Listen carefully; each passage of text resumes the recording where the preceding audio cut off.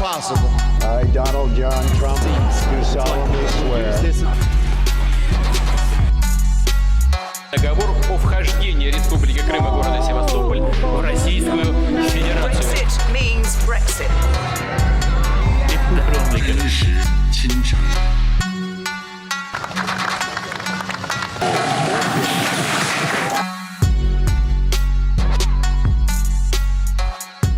რა გახდა ირანსა და აზერბაიჯანს შორის ურთიერთობების დაძაბვის მიზეზი ყარაბაღის მეორე კონფლიქტის შემდეგ. დაკარგული ათწლეული ფაქტორები, რომლებმაც 90-იანი წლების იაპონიაში კრიზისი და სტაგნაცია განაპირობეს. ფული, ეკონომიკა და საზოგადოება. რატომ არ აქვს ცენტრალურ ბანკს პირდაპირი გავლენა ფულის მასაზე? მოგესალმებით, ეს 52 პარალელია, მე გიორგი გვიმრაძე ვარ. ყარაბაღის მეორე მსოფლიო ომის დასრულების შემდეგ სამხრეთ კავკასია ახალი გამოწვევის წინაშე დგას. აზერბაიჯანის მიერ სამხრეთის საზღვარზე კონტროლის აღდგენა ირან-აზერბაიჯანის ურთიერთობებისათვის პრობლემური აღმოჩნდა. ირანის შეშფოთებას რამდენიმე ფაქტორი განაპირობებს, რასაც თეირანმა მასშტაბური სამხედრო წვრთნებით უპასუხა აზერბაიჯანის საზღვართან. კივი ბარამიძე. სამხრეთ კავკასიაში ერთ-ერთი დიდი სამხედრო დაპირისპირების ყარაბაღის მეორე ომის დასრულებიდან 1 წლის შემდეგ რეგიონში ვითარება კიდევ ერთხელ დაიძაბა. ომში აზერბაიჯანის გამარჯვებამ რეგიონში ძალთა ბალანსი მნიშვნელოვნად შეცვალა. სამხრეთ კავკასიაში აზერბაიჯან-თურქეთის გავლენის გაძლიერებამ ახალი გეოპოლიტიკური რეალობა შეუქმნა ირანს, რომელიც უკმაყოფილებას უკვე ღიად გამოთქვამს. სამხრეთ კავკასიაში ახალი დაძაბულობის კერად უკვე შეიძლება თამამად დასახელდეს სომხეთ ირან-აზერბაიჯანის სასაზღვრო მონაკვეთი. თეირანს და ბაქოს შორის ვითარება ძირითადად სამი საკითხის ირგვლივ გართულდა. აზერბაიჯან-თურქეთ-პაკისტანის ერთობლივი სამხედრო წვრთნები. აზერბაიჯანის მიერ ირანელი სატვირთო ავტომობილის მძღოლებისთვის შეზღუდვების დაწესება სომხეთში შესვლისას და აზერბაიჯანის კავშირები ირანის მტერ ისრაელთან. 1 ოქტომბერს თეირანმა დაძაბულობა აზერბაიჯანის საზღვართან მასშტაბური სამხედრო წვრთნების დაწყებით გააღრმავა, რომელშიც მონაწილეობა 50,000-მა ჯარისკაცმა მიიღო. ირანის გადაწყვეტილებას აზერბაიჯანის უკმაყოფილება მოჰყვა. ყველა ქვეყანას აქვს უფლება ჩაატაროს სამხედრო წვრთნები საკუთარ ტერიტორიაზე. ეს მათი სუვერენული უფლებაა, მაგრამ რატომ ახლა და რატომ ჩვენ საზღვრებთან? აზერბაიჯანმა ირანელ მძღოლებს საგზაო გადასახადი დაუწესა. სასაზღვრო მონაკვეთში გამავალ ავტომაგისტრალს ირანისთვის და სომხეთისთვის სასიცოცხლო მნიშვნელობა აქვს, რადგან სწორედ ამ გზით შედის პროდუქტი და საწვავი ირანიდან სომხეთში და ამ გზის გაგრძელებით უკავშირდება ირანი რუსეთს საქართველოს გავლით. 6 კვირიანი ომის შემდეგ სომხეთის გორის კაპანის საგზაო მონაკვეთზე, რომელიც სომხეთ-აზერბაიჯანის საზღვარზე გადის, კონტროლი ბაქო მოიპოვა. სომხეთმა 20 კილომეტრიანი ალტერნატიული გზის გაყვანა დაიწყო, რომელსაც მატერიალურ ფინანსურ მხარდაჭერას ირანიც უწევს. აზერბაიჯანის ხელისუფლება შიშობს, რომ ირანულ სატვირთოებს სომხეთში შესაძლოა შეიარაღებაც შეაქვთ. ოფიციალური ბაქოს პოზიციაა, რომ რეგიონში სავაჭრო ურთიერთობები საბაჟო წესებს უნდა ექვემდებარებოდეს. ირანმა აზერბაიჯანის საზღვრებთან მასშტაბური სამხედრო წვრთნების დაწყება ეროვნული სუვერენიტეტის დაცვის მოტივით გაამართლა. სამხედრო წვრთნების სახელწოდებად საგანგებოდ შეირჩა ხაიბარის დამპყრობლები. ხაიბარი ქალაქია საუდის არაბეთში, სადაც 628 წელს მუსლიმთა წინასწარმეტყველმა მუჰამედმა ებრაელები დაამარცხა. თეირანში აცხადებენ, რომ აზერბაიჯანის მხრიდან ირანის საზღვრებთან ისრაელის სიონისტური რეჟიმის აქტივობა შეინიშნება, რაც ირანის ხელისუფლებისთვის წითელი ხაზია. როდესაც აზერბაიჯანს და სომხეთს შორის ომი მიმდინარეობდა, ამ რეგიონში ბევრი ჯიჰადისტი მებრძოლი შემოვიდა. ჩვენ არ გვჯერა, რომ ისინი წავიდნენ. ისინი ამ რეგიონიდან უნდა წავიდნენ.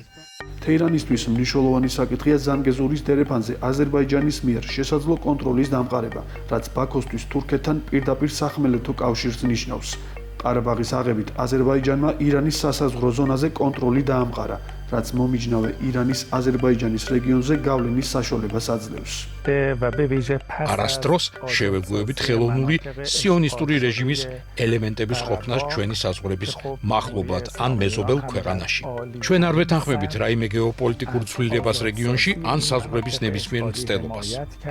ირანის ბრალდებებს აზერბაიჯანის პრეზიდენტმა მთიანი ყარაბაღის ქალაქ ჯებრაილში უპასუხა, რომელსაც გასულ წელს გათავისუფლებიდან 1 წლის თავზე ესტუმრა.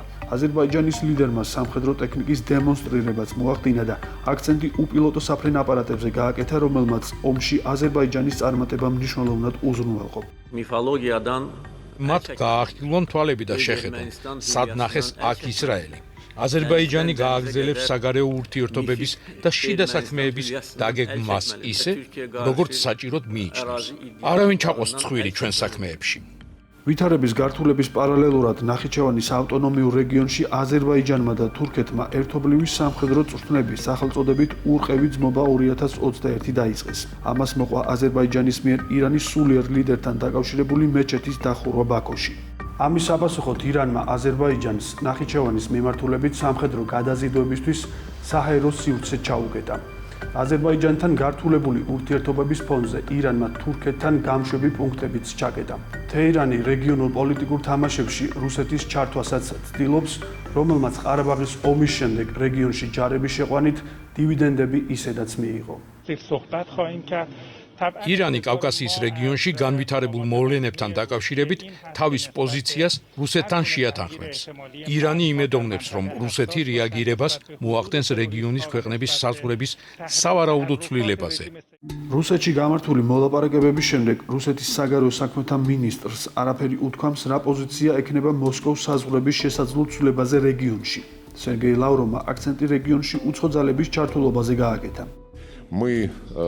ჩვენ წინააღმდეგი ვართ რეგიონში სამხედრო აქტივობის გაზრდის და იმის შესაძლებლობის, რომ ნებისმიერი წვრთნა პროვოკაციულ ხასიათს ატარებდეს. არსებული ვითარების ფონზე მნიშვნელოვანია სომხეთის პოზიციის გაგებაც. ერევანში ამტკიცებენ, რომ სომხეთი არასდროს მონაწილეობდა და არასდროს მიიღებს მონაწილეობას ირანის წინააღმდეგ შეთქმულებაში. სომხეთის ხელისუფლებაში ამტკიცებენ, რომ ერევანი არასდროს დაივიწყებს იმ ფაქტს, რომ გასული საუკუნის 90-იან წლებში ირანი სომხეთისთვის ერთ-ერთ სასიცოცხლო ხაზს წარმოადგენდა. სომხეთის პრემიერ-მინისტრი ნიკოლ ფაშინიანი უახლოეს მომავალში რუსეთის პრეზიდენტს შეხვდება და მზადაა რეგიონში არსებული ვითარება აზერბაიჯანის პრეზიდენტთანაც განიხილოს. ეუთოს მინსკის ჯგუფს აქვს შესაბამისი პრაქტიკა ასეთი შეხვედრების ორგანიზებისათვის. ერთადერთი შეზღუდვა არის, რომ ასეთი შეხვედრები მესამე ქვეყნებში ხდება. ირანს სომხეთთან ბევრ მუსლიმურ ქვეყანაზე უკეთესი ურთიერთობები აქვს. თეირანს ერევანი რუსეთის და ევროპის მიმართულებით ალტერნატიული სავაჭრო გზებისთვის სჭირდება. სომხეთს კი თურქეთთან და აზერბაიჯანთან არსებული დაძაბულობის ფონზე სავაჭრო-ეკონომიკური გზების ბლოკირების პრობლემა აქვს.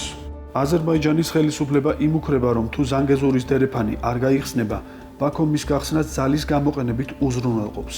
ეს სომხეთის სამხრეთ-აღმოსავლეთ საზღვრებზე აზერბაიჯანის კონტროლს გააძლიერებს. თუ ირანს და სომხეთს შორის სასაზღვრო ზონა ოკუპირებული იქნება მესამე მხარის მიერ და ირანის სავაჭრო მარშრუტი დაიბლოკება, ირანი აუცილებლად აიღებს ამ ტერიტორიას და ამ ძალებს განდევნის. აზერბაიჯანის და ისრაელის აქტიური თანამშრომლობა ყველასთვის ცხადია და თუ აზერბაიჯანის ტერიტორიაზე ისრაელის სპეცსამსახურები მართლაც იმყოფებიან, ეს შესაძლოა მსოფლიო პოლიტიკის ერთ-ერთი უმნიშვნელოვანესი საკითხის ირანის ბირთვული პროგრამის გაგრძელება იყოს. საერთაშორისო ბირთვული შეთანხმებიდან შეერთებული შტატების გასვლის შემდეგ შეთანხმება ირანმაც დატოვა და ურანის გამდიდრება დაჩქარებული ტემპებით დაიწყო. ეს კი სასიცოცხლოდ მნიშვნელოვანი საკითხია ისრაელისთვის, რადგან თელ-ავივი ამტკიცებს, რომ არც ერთ შემთხვევაში არ დაუშვებს ბირთვული იარაღით აღჭურვილ ირანს. თუ ირანის მტკიცება სინამდვილეა, ისრაელი ირანის ბირთვული ობიექტების წინააღმდეგ შესაძლოა პოტენციური შეტევისთვის პლაცდარმებს ამზადებდეს და ერთ-ერთი ასეთ ადგილად აზერბაიჯანს განიხილავდეს. ბაჰრეინთან და ერაყის ქურთისტანთან ისრაელის მჭიდრო კავშირები ირანის შეშფოთებას იწვევს, რადგან მის სამეზობლოში რკალის შეკვრის მცდელობას ხედავს. ეს კი გეოპოლიტიკური კონკურენციის ზრდაზე მიუთითებს. ამ დროისთვის ირანის სამხრეთ კავკასიაში დინამიკას ვერ ცვლის. თუ თურქეთი ირანში მცხოვრები ეთნიკურ აზერბაიჯანელებში პანთურქული კარტის გათამაშებას გადაწყვეტს, ეს ირანის ძირითადი თავისტკივილი გახდება. ფაქტია, რომ რეგიონის ორ სახელმწიფოს შორის ურთიერთობები უკიდურესად არის დაძაბული, რაც სამხრეთ კავკასიას დამატებით გამოწვევებს უჩენს. დაკარგული ათწლეული, ასე უწოდებენ 90-იან წლებს იაპონიაში. იაპონიის მსგავსი განვითარებული ქვეყნისთვის ეკონომიკური ზრდის შენელება სრულიად ბუნებრივია, თუმცა იაპონელები ამაში საკმაოდ მტკივნეულ პროცესს ხედავენ, რადგან მათ სოფლიო პირველობა ამოძრავებდათ. რამ განაპირობა 90-იანი წლების კრიზისი იაპონიაში და სტაგნაცია? თათო მარიდაშვილი. 1984 წელი, იაპონია. ეს კაცი შიგერუ კიტოა. კომპანია ჰანვას პრეზიდენტი. მან საერთაშორისო დონის პოპულარობა აგრესიული ფინანსური სპეკულაციებით მოიპოვა, თუმცა მანამდე სულ სხვა სფეროში მოღვაწეობდა. კიტომ კომპანია Hanwha 1957 წელს დააარსა, თავის ორ ძმასთან ერთად და მაშინდელ იაპონიაში ერთ-ერთ ყველაზე მოთხოვნად ინდუსტრიაში სცადა ბედი, კერძოდ ფოლადის წარმოებასა და დისტრიბუციაში. სწრაფი ინდუსტრიული ზრდის პირობებში კომპანიის საქმიანობა წლიდან წლამდე ფართოვდებოდა, როგორც ქვეყნის შიგნით, ასევე მის ფარგლებს გარეთ. თუმცა 1990-იან წლებში ზრდა შეჩერდა და განვითარება ერთ დონეზე გაიყინა. გაჩნდა კითხვა, თუ როგორ შეენარჩუნებინა კომპანიას ზრდის მაჩვენებელი. კიტომ გამოსავალი იპოვა, უცხოეთიდან მოზიდული დაბალპროცენტიანი სასხებით ადგილობრივ უფრო მაღალპროცენტიან ფინანსურ ინსტიტუტებში ინვესტირება დაიწყო, რაც ფოლადის დისტრიბუციაზე ბევრად სარფიანი ბიზნესი გამოდგა. სავაჭრო სივრცე ოფისის გვერდით მოიწყო და თავად აქტიურად ჩაერთო ახალ საქმიანობაში. 1日でどのぐらい儲けたんでしょう1億ぐらいじゃないかな。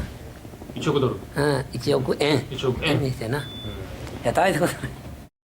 იოლის საქმე საბოლოოდ არც ისე იოლი გამოდგა. კიტო ფინანსური სპეკულაციების დაწყების შემდგომ რამდენიმე წელიწადში გაკოტრდა. აღსანიშნავია, რომ ეს არ არის მხოლოდ ერთი კომპანიის ისტორია, რადგან იაპონიის ეკონომიკამ სწორედ ის ეტაპები გაიარა, რაც კომპანია Hanwha. რეალური ეკონომიკის ზრდა 1980-იანი წლებიდან მთელს იაპონიაში შენელდა, რასაც ფინანსური დერეგულაცია დაერთო თან. ფინანსურმა დერეგულაციამ კი მაღალრისკიანი სასხების გაცემა და სპეკულაციურ აქტივებსა და უძრავ ქონებაში კაპიტალდაბანდებები განაპირობა. შედეგად ამ აქტივებზე ფასები უმართავად გაიზარდა, რასაც კიდევ უფრო მეტი დაბანდება მოჰყვა. 80-იანი წლების ბოლოს კი იაპონიის ცენტრალურმა ბანკმა საპროცენტო განაკვეთები გაზარდა, რამაც თავის მხრივ ფასების ვარდნა გამოიწვია. პანიკა მთელს ქვეყანას მოედო. 1990-იან წლებში იაპონია ფინანსურმა კრიზისმა მოიცვა, რის შემდგომაც ქვეყანა 30 წლიან სტაგნაციაში შევიდა. იაპონია მსოფლიოს ნომერ პირველ ეკონომიკად ვერ იქცა. თუმცა ეს განვითარებული მოვლენების ძალიან მცირედი ნაწილია. იაპონიის ეკონომიკური წარმატებისა თუ წარუმატებლობის მიზეზები მნიშვნელოვანწილად საგარეო პოლიტიკური და ეკონომიკური ხასიათისაა და არა უბრალოდ შიდა ეკონომიკური. მნიშვნელოვანია მე-20 საუკუნის გლობალური პოლიტიკური და ეკონომიკური წესრიგი და მისი სახესხვაობები, რადგან სწორედ ამ სახესხვაობებმა შექმნა წინაპირობები როგორც იაპონიის წარმატებისათვის, ასევე მისი მარცხისათვის. მეორე მსოფლიო ომის შემდგომ იაპონია მისდა უნებურად ბრეტონ ვუდსის საერთაშორისო მონეტარული წესრიგის ნაწილად იქცა, რომლის შემოქმედიც ამერიკის შეერთებული შტატები გახდათ. იცოდა რა ამერიკის ხაზინის წამყვანმა ფიგურამ ჰარი დექსტერ უაითმა, რომ ომის შემდგომ ამერიკულ დოლარზე მოთხოვნა გაიზრდებოდა და შედეგად ამერიკულ პროდუქციას კონკურენტუნარიანობა შეუმცირდებოდა, ინიცირება ისეთ გლობალურ სავალუტო სისტემას გაუკეთა, რომელიც სხვა ვალუტებს ამერიკულ დოლართან დააფიქსირებდა. იაპონიამაც იენი 1959 წელს დოლართან დააფიქსირა და გაცვლითი კურსი შემდეგნაირად განსაზღვრა. 1 დოლარი 360 იენს უდრიდა. ამ თანაფარდობის დასაცავად კი საჭირო იყო დოლარისა და იენის მიმოსვლის მჭიდრო კონტროლი, რისი მიღწევაც ვალუტების ცენტრალური ადმინისტრირებით იქნებოდა შესაძლებელი. სხვა სიტყვებით რომ ვთქვათ, გაცვლითი კურსის საბაზრო მოთხოვნა მიწოდებას კი არ უნდა განესაზღვრა, არამედ პირიქით, დადგენილ კურსს უნდა ეკარნახა, რამდენი დოლარი გასულიყო ქვეყნის ფარგლებს გარეთ და რამდენი შემოსულიყო. თუ მაგალითად იმპორტიორების დოლარზე მოთხოვნა ხელმისაწვდომზე მაღალი იქნებოდა, მათი დოლარით დაკმაყოფილება შეიძლება გადაევადებინათ, იმის ნაცვლად, რომ დოლარი გაძვირებულიყო. ხოლო თუ მეტი დოლარი შემოვიდოდა ქვეყანაში, რეზერვში მოხდებოდა მისი შენახვა, მიმოქცევაში გაშვებისა და შესაბამისად იენის გაძვირების სანაცვლოდ. ფიქსირებული გაცვლითი კურსი განსაკუთრებით მაშინ იყო სარგებლიანი, როცა იაპონიას იმაზე მეტი ღირებულების საქონელი გაჰქონდა ექსპორტზე, ვიდრე იმპორტზე შემოჰქონდა, ანუ როცა სავაჭრო ბალანსი პროფიციტური იყო. ცურავი კურსების პირობებში პროფიციტი როგორც წესი დიდხანს არ ნარჩუნდება, რადგან თავისუფალი ბაზარი ავტომატური დარეგულირების მექანიზმს რთავს. მიზეზი მარტივია. პროფიციტის დროს ნამეტი დოლარი ადგილობრივ ვალუტაზე მოთხოვნას ზრდის, რაც მის გამყარებას იწვევს. გამყარების შედეგად ექსპორტი მცირდება, ხოლო იმპორტი იზრდება და პროფიციტიც ქრება. მაგრამ ფიქსირებული გაცვლითი კურსის პირობებში იაპონია ზედმეტ დოლარს მიმოქცევაში არ უშვებდა და რეზერვში ინახავდა, შედეგად არ მყარდებოდა იენი და არ მცირდებოდა ექსპორტი. დოლარის ზედმეტობასთან ერთად იზრდებოდა რეზერვებიც. 1971 წელს გლობალური მონეტარული წესრიგი შეიცვალა. გარდა იმისა, რომ ამერიკას არ ჰქონდა საკმარისი ოქრო, რომ მისი კრედიტორების მოთხოვნა დაეკმაყოფილებინა, მომძლავრებული ფინანსისტების კლასი და მულტინაციონალური კომპანიები კაპიტალის თავისუფლად გადაადგილებას ადვოკატირებდნენ, რათა მთელი მსოფლიოს მასშტაბით ჰქონოდათ მომგებიან აქტივებზე წვდომა. შედეგად ფიქსირებული სავალუტო სისტემები და კაპიტალის შეზღუდვები გაუქმდა. თუმცა იაპონია საერთაშორისო ზეწოლის მიუხედავად თავდაპირველად ახალ წესრიგს სრულად არ დაემორჩილა. არ დაუშვა უცხოური ინვესტიციები ფინანსურ ინსტრუმენტებში და არც გაცვლითი კურსის მართვაზე თქვა უარი. 1980-იან წლებში ამერიკაში მაღალი ინფლაციის შესაკავებლად საპროცენტო განაკვეთები გაიზარდა, რამაც იაპონურ ბიზნესს კიდევ უფრო მეტად უბიძგა ნამეტი უცხოური ვალუტა ამერიკაში დაებანდებინა. შედეგად იენმა გაუფასურების ტრენდი აჩვენა, რაც ამერიკისათვის წითელი ხაზი აღმოჩნდა. ამერიკამ იაპონიას იენის გამყარება და ექსპორტზე ორიენტირების ნაცვლად ადგილობრივი მოთხოვნის სტიმულირება მოსთხოვა. მათ ხაზგასმით აღნიშნეს, რომ ჩვენ მათი ბირთვული ქოლგის ქვეშ ვიყავით. მე ძალიან კარგად ვიცოდი, რომ იაპონია თავისი ეკონომიკური შესაძლებლობების გაძლიერებას სწორედ ამერიკის სამხედრო პროტექციის ქვეშ ახერხებდა. მე ვგრძნობდი, რომ საჭირო იყო ამ შეთანხმების დადება. 1985 წლის შემოდგომიდან იენმა გამყარება დაიწყო და შემდგომი 2 წლის განმავლობაში მისმა ფასმა დოლართან მიმართებაში დაახლოებით 100%-ით მოიმატა. იაპონიის ცენტრალურმა ბანკმა საპროცენტო განაკვეთები დაწია ადგილობრივი მოთხოვნის სტიმულირების მიზნით. ამასობაში ექსპორტის ზრდა შემცირდა, ხოლო უძრავ ქონებასა და აქციებზე ფასები მნიშვნელოვნად იზრდებოდა, რაც რისკებს ქმნიდა. თუმცა მიზეზი მხოლოდ საპროცენტო განაკვეთის შემცირება არ იყო. კაპიტალის ბაზრის გახსნამაც შეუწყო ხელი ამ პროცესებს. კერძოდ, თუ მანამდე კომპანიების ესხებს ბანკებიდან იღებდნენ, ახლა ფინანსების მოზიდვა სააქციო კაპიტალით დაიწყეს. ბანკები კი შემოსავალი რომ არ შემცირებოდათ, ბიზნეს ესხებიდან სამომხმარებლო და იპოთეკურ ესხებზე გადაერთნენ. გაცემული იპოთეკური ესხების მოცულობა მკვეთრად გაიზარდა, რამაც უძრავ ქონებაზე ფასების ზრდას შეუწყო ხელი. აქციებზე ფასების ზრდას კი მზარდი უცხოური ნაკადები უწყობდა ხელს. 5 წლის განმავლობაში აქციების ფასები 4-ჯერ გაიზარდა. უძრავ ქონებასა და აქციებზე მოთხოვნა არა იმიტომ იზრდებოდა, რომ მათი ეგრეთ წოდებული შინაგანი ღირებულება იმატებდა, არამედ მხოლოდ იმიტომ, რომ ფასები იყო მზარდი, რაც ლოგიკურად იმასაც ნიშნავდა, რომ როცა ფასები დაეცემოდა, ყველა მათ გაყიდვას დაიწყებდა. იაპონიის მთავრობა ხვდებოდა, რომ რაც უფრო მეტად მისცემდა ფასებს ზრდის საშუალებას, მით უფრო მტკივნეული იქნებოდა შემდგომ დაცემა. 1989 წელს იაპონიის ცენტრალურმა ბანკმა საბოლოოდ მიიღო გადაწყვეტილება და საპროცენტო განაკვეთი გაზარდა, რამაც ფულის სესხება უფრო ძვირი გახადა. აქციებსა და უძრავ ქონებაზე მოთხოვნა შემცირდა. ფასებმა კლება დაიწყო, რაც უფრო და უფრო მეტ ინვესტორს უბიძგებდა, რომ აქტივები გაეყიდა. კომპანიებმა დომინოს პრინციპით დაიწყეს გაკოტრება. გაკოტრდა კომპანია ჰანვაც. შიგერუ კიტო თანამდებობიდან გადადგა. იაპონიის ეკონომიკა 30 წლიანი სტაგნაციის ფაზაში შევიდა. დღეს იაპონია კვლავ ერთ-ერთი ყველაზე მდიდარი სახელმწიფოა, მაგრამ არა ნომერ პირველი. მეორე ადგილიც ჩინეთმა ჩამოართვა 10 წლის წინ. ჩინეთის წარმატებას კი როგორც ჩანს ნაწილობრივ ის განსაზღვრავს, რომ იაპონიის ისტორიულ გამოცდილებას ზედმიწევნით სწავლობს და შემდეგ შესაბამისად მოქმედებს. თუ იაპონიას გაუმართლა და მნიშვნელოვან წლებში ბრეტონ ვუდსის სისტემის ქვეშ მოუწია ოპერირება, ჩინეთმა მსგავსი წესრიგი თავად შეიქმნა და ამით დღევანდელ გლობალურ წესრიგს გაემიჯნა. თანამედროვე ჩინეთი ზღუდავს კაპიტალის მობილობას, მართავს იუანის გაცვლით კურსს. ფინანსური დერეგულაციის ნაცვლად ციფრულ იუანს ქმნის, რომ უფრო მაღალ დონეზე აკონტროლოს ფინანსური ნაკადები. კრძალავს კრიპტოვალუტებს, ასევე მას თავად აქვს ატომური იარაღი და სამხედრო ტექნოლოგიებსაც ავითარებს. გახდება ჩინეთი ნომერ პირველი სახელმწიფო და შეცვლის ის მსოფლიო წესრიგს თავის სასარგებლოდ? რთულია პროგნოზი, მაგრამ ერთი რამ საგულისხმოა. სუსტი ქვეყნები ყოველთვის ძლიერი ქვეყნების მიერ შექმნილ წესრიგში ოპერირებენ და ეს წესრიგი მნიშვნელოვანწილად განსაზღვრავს მათ წარმატებასა თუ წარუმატებლობას. ახლა გიგთავაზობთ მათე გაბიცინაშვილის რუბრიკის ფული ეკონომიკა და საზოგადოება მეორე ვიდეოს, რომელშიც ის ისაუბრებს იმის შესახებ, თუ რატომ ვერ აკონტროლებს ეროვნული ბანკი ფულის მასას ეკონომიკაში.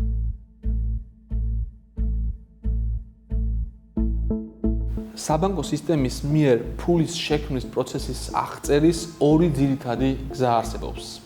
პირველი ეს გახლავთ ნეოკლასიკური ფულის გამრავლების მოდელი, რომელსაც ნეოკლასიკური ეკონომიკის სახელმძღვანელოების უმეტესობა ასწავლის სტუდენტებს. ეს მოდელი არის მცდარი და რეალობისგან დაშორებული. მეორე გზა ეს გახლავთ ჰეტეროდოქსული ეკონომიკური ტრადიციის მიერ აღწერილი მოდელი, რომელიც დაფუძნებულია რეალურ სამყაროში საბანკო სისტემის რეალურ ფუნქციონირებაზე. სწორედ მას ვეყრდნობი მეც და სწორედ ისაა სწორი.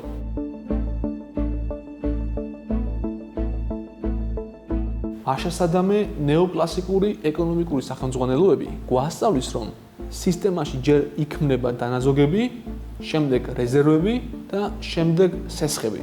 მიზეზშედეგობრიობა წარმოდგენილია სწორედ ამ თანმიმდევრობით. მოდელი საკმაოდ მარტივია და მდგომარეობს შემდეგში. წარმოვიდგინოთ, რომ ადამიანმა $1000 დანაზოგის სახით გააკეთა A ბანკში. ბანკმა იცის, რომ კლიენტს მისი ეს $1000 გარკვეული პერიოდის მანძილზე ერთდროულად არ დაშირდება. ამის გამო კი ბანკი მიიჩნევს, რომ ეს თანხა გამოუყენებელია. ცენტრალური ბანკის მიერ დაწესებული 10%-იანი სარეზერვო მოთხოვნის შემთხვევაში ბანკი იძულებულია ამ $1000-ის 10%, ანუ $100 რეზერვის სახით ცენტრალურ ბანკში შეინახოს, რათა დააკმაყოფილოს რეზერვებსა და დეპოზიტებს შორის მოთხოვნილი 10%-იანი თანაბარდობა. ხოლო საკუთარი სასესხო პორტფელისა და მოგების გასაზრდელად დარჩენილი 90%, ანუ $900 გაასესხოს ახალ კლიენტზე, ანუ მასზე, ვისაც სჭირდება სესხი ახლა. შესაბამისად, უკვე მივიღეთ ახალი მდგომარეობა, როდესაც თავდაპირველი მიანაბრე და უკვე ახალი მსესხებელიც ორივე ერთდროულად თვლის, რომ მათ დეპოზიტის სახით ორივეს ფული აქვს საბანკო ანგარიშზე. პირველი მიანაბრე თვლის, რომ მას $1000 აქვს დეპოზიტზე. უკვე ახალი მსესხებელიც თვლის, რომ მას $900 აქვს დეპოზიტზე. საბოლოო ჯამს ჩვენ მივიღეთ $1900 მთლიანი დეპოზიტების მოცულობა, საიდანაც $1000 პირველი მიანაბრის ანაბარია დეპოზიტის სახით, ხოლო $900 სესხებლის მიერ ბანკიდან მიღებული კრედიტი, ასევე დეპოზიტის სახით. ახლა წარმოვიდგინოთ, რომ ამ $900 სესხებელი ხარჯავს ამ ფულს ეკონომიკაში. ხოლო მაღაზია ან ბიზნესი, რომელიც იღებს ამ ფულს, დეპოზიტის სახით ანთავსებს მას B ბანკში. ბანკი B-ც იქცევა ზუსტად ისე, როგორც მოიქცა ბანკი A. 10%-იანი სარეზერვო მოთხოვნის დასაკმაყოფილებლად ის ამ მიღებული $900 დეპოზიტის 10%-ს, ანუ $90 რეზერვის სახით ინახავს ცენტრალურ ბანკში. ხოლო დარჩენილ 90%-ს, ანუ $810 გასცემს ახალი სესხის სახით. და ეს პროცესი გრძელდება ამ პრინციპით. დაკრედიტების პროცესის თითოეულ ახალ ეტაპზე იზრდება საზოგადოების საბანკო ანგარიშების ჯამური ბალანსი. სწორედ ასე წარმოიქმნება ახალი ფული, ან თუგნებავთ მსყიდველუნარიანობა. ამრიგად, ფულის შექმნის ეს მოდელი შეიძლება ჩაითვალოს პირამიდად, სადაც ცენტრალურ ბანკს შეუძლია გააკონტროლოს მთლიანი ფულის მასა ფულადი ბაზის მოცულობის შეცვლით, საბაზო ფულის მოცულობისა და სარეზერვო კოეფიციენტის კონტროლით.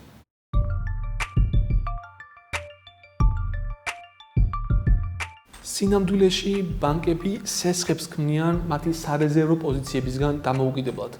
მხოლოდ ახალი სესხების წარმოქმნის შემდეგ, ანუ ახალი კრედიტების გაცემის შემდეგ, სესხულობენ ისინი კანონით დაწესებული საჭირო და აუცილებელი რეზერვების მოცულობის შესავსებად საჭირო ფულს. ეს არის ძალიან მნიშვნელოვანი. მაგალითად, ბანკის მენეჯერებმა საერთოდ არც იციან და არც აინტერესებთ საბანკო სისტემის რეზერვების საერთო დონე.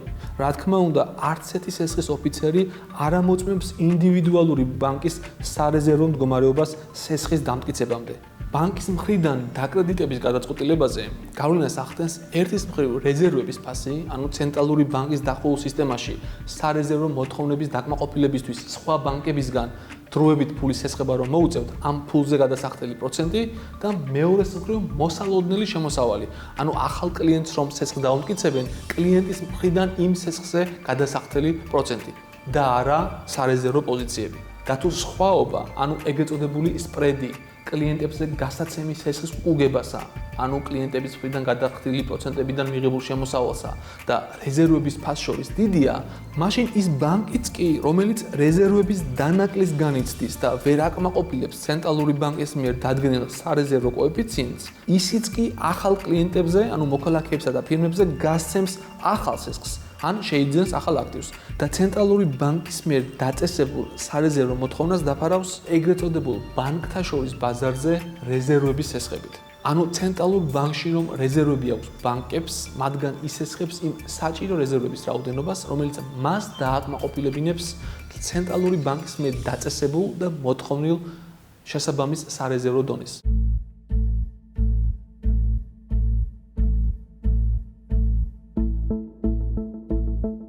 სწორედ სესხები ქმნის დეპოზიტებს და არა პირიქით. ბანკები ცენტრალურ ბანკში არსებულ მათ რეზერვებს არ გაასესხებენ არც ფირმებზე და არც მოქალაქეებზე. გავიხსენოთ თუ რა ვთქვით სიუჟეტის დასაწყისში. ბანკების მიერ ცენტრალურ ბანკში განთავსებული რეზერვები არ ბრუნავს ეკონომიკაში. რეალურ სამყაროში, თანამედროვე მონეტარულ ეკონომიკაში, საბანკო სისტემის რეალური ფუნქციონირების ანალიზი ადასტურებს, რომ ცენტრალურ ბანკებს არ შეუძლიათ გააკონტროლონ ფულადი ბაზის მოცულობა, რადგან პირველი მონეტარული პოლიტიკა, რომელიც შეუძლია ცენტრალურ ბანკს გაატაროს, გახლავთ გავლენა მოახდინოს მხოლოდ ბანკთა შორის ბაზარზე რეზერვების საპროცენტო განაკვეთზე, რათა სისტემაში უზრუნველყოს შესაბამისი მოცულობის რეზერვების დონე, რომელსაც ბანკები ერთმანეთისგან რეზერვების გარკვეული საპროცენტო განაკვეთის სესხებით ასრულებენ. მეორე, ბანკები კლიენტებზე სესხების გაცემისას არ არიან შეზღუდულნი თავიანთი სარეზერვო პოზიციებით. ამრიგად, ნეოკლასიკური თეორიისგან განსხვავებით, რომ თითქოს დანაზოგები განაპირობებს სესხებს, სინამდვილეში პირიქითაა, სწორედ სესხები განაპირობებს დანაზოგებს. მესამე, ამ ყველაფრის გათვალისწინებით, მთლიანი ფულის მასის ზრდა განპირობებულია ეკონომიკაში მოქალაქეებისა და ფირმების მხრიდან სესხებზე მოთხოვნით. ხოლო ფულადი ბაზა, რასაც თითქოს ცენტრალური ბანკი აკონტროლებს, ადაპტირდება და მორგებულია იმ ზეწოლაზე, რომელსაც საბანკო სისტემის შიგნით წარმოქმნილი მონეტარული ზრდა ახდენს ცენტრალურ ბანკზე. და ეს ბოლო რამდენიმე 10 წლეულის განმავლობაში ემპირიულად დადასტურებული ფაქტია. და სწორედ ამას ამბობს 2014 წელს ინგლისის ცენტრალური ბანკის მიერ გამოქვეყნებული სტატიებიც თანამედროვე მონეტარულ ეკონომიკაში ფულის წარმოქმნის შესახებ. ნეოკლასიკურ თეორიაში ეს არის ძალიან მნიშვნელოვანი მტკიცება, რომელსაც ეფუძნება მთავარი ნეოლიბერალური პრეტენზია, რომ ცენტრალურ ბანკებს შეუძლიათ გამოიწვიონ მაღალი ინფლაცია, თუ ისინი დაუშვებენ ფულის მიწოდების ზრდას სწრაფი ტემპებით. სწორედ აქედან გამომდინარეობს მილტონ ფრიდმანის მონეტარისტული ფულის რაოდენობრივი თეორიის რეკომენდაციაც, რომ ცენტრალურ ბანკს შეუძლია შეაჩეროს ინფლაცია ფულის ზრდის შენელებით. მილტონ ფრიდმანის სიტყვები რომ გავიხსენოთ, ინფლაცია ყველგან და ყოველთვის ეს არის მონეტარული ფენომენი. ჩვენი რუბრიკის მომდევნო მესამე ეპიზოდში ჩვენ დეტალურად ვაჩვენებთ, რომ მილტონ ფრიდმანის ეს მონეტარისტული ფულის რაოდენობრივი თეორია არის მცდარი და წარმოადგენს რეალური სამყაროდან დაშორებულ თეორიულ ვარაუდს, რომლის სიმცდარეც ისტორიამ და პრაქტიკამ უკვე დაამტკიცა და მას ჩვენ დეტალურად ვაჩვენებთ. შემდეგ სიუჟეტში ჩვენ ასევე ახსნით ინფლაციის მიზეზებს და რეალური სამყაროს მონაცემებზე დაყრდნობით ვაჩვენებთ, რომ მილტონ ფრიდმანი მცდარია. ეს ვიდეო სრულად შეგიძლიათ იხილოთ ჩვენს ვებგვერდსა და Facebook-ის გვერდზე. ამით ჩვენი გადაცემა დასრულებულია. შევხვდებით ერთმანეთს მომავალ შაბათ 17 საათსა და 30 წუთზე 42 პარალელს.